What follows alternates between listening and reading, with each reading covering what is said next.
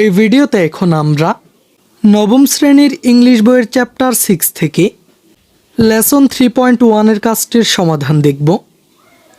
তো প্রথমে চলো আমরা এই লেসনটির ডাইরেকশন বা নির্দেশনাটি দেখে নিই। এখানে বলা হয়েছে let's check our comprehension of the note, অর্থাৎ চলো নোটটি সম্পর্কে আমরা কি বুঝেছি তা যাচাই করি। শিক্ষার্থীরা প্রথমে তোমরা এই কাজটি করার পূর্বে এই নোটটি ভালো করে পড়ে নিবে। অবশ্যই তোমরা প্রথমেই এই নোটটি ভালো করে পড়ে নিবে।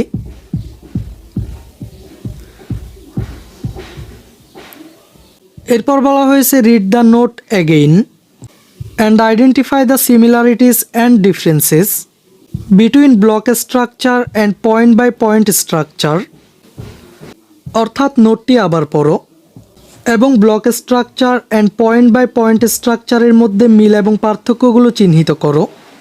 দেন share your findings in pairs or groups, তারপর জোড়ায় বা দলে তোমার পাওয়া তথ্য শেয়ার করো।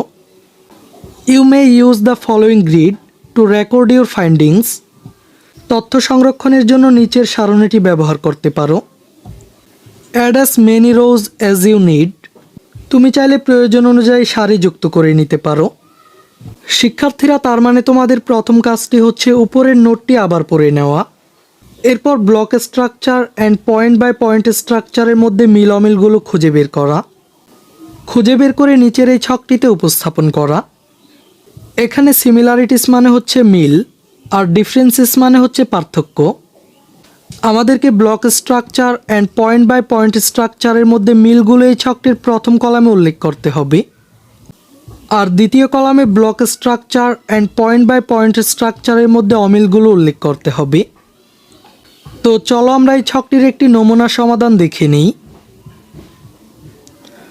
Block structure and point by point স্ট্রাকচারের মধ্যে প্রথম মিলটি হলো the introduction paragraphs are similar, অর্থাৎ ভূমিকা অনুচ্ছেদগুলো একই রকম।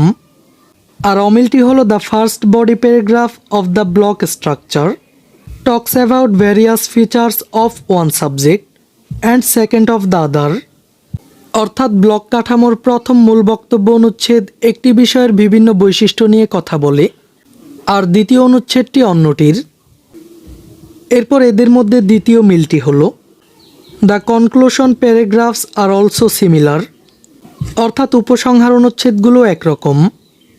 আর অমিলটি হলো in the point by point structure each body paragraphs talks about one point of comparison, অর্থাৎ পয়েন্ট বাই পয়েন্ট কাঠামোতে প্রতিটি মূল বক্তব্য অনুচ্ছেদ তুলনার একটি পয়েন্ট আলোচনা করে।